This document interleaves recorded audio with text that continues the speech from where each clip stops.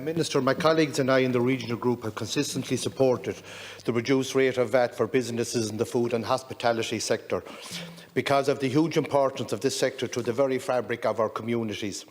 Tourism is a vital contributor to the economy of Ireland, and particularly, Minister, in the west of Ireland and Galway, but more importantly to the survival of some communities, particularly those in areas where there is little or no other employment and which have in the past been ravaged by immigration.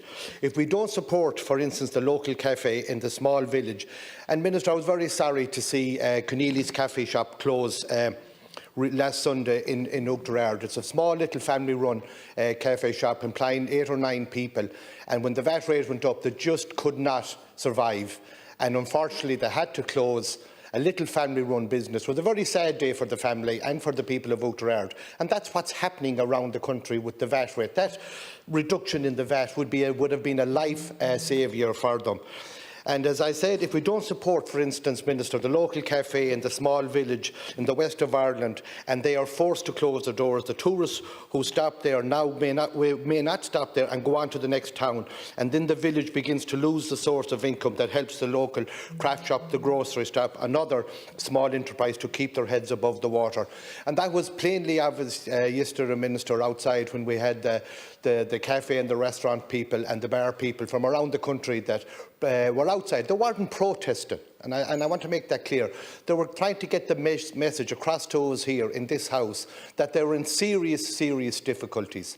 A lot of them can't even open out during the day due to the shortages of staff.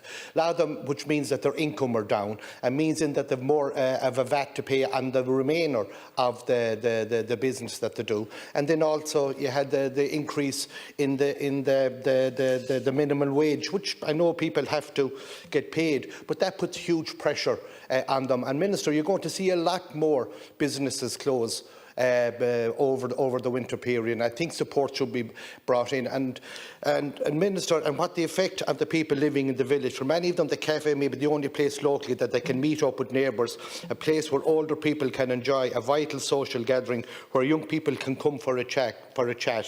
Make no mistake about it, Minister, this is about survival.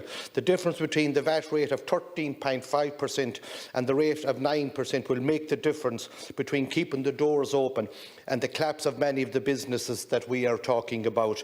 We already have lost more than 600 businesses like restaurants, cafes and other food-related ventures since the VAT rate went back up.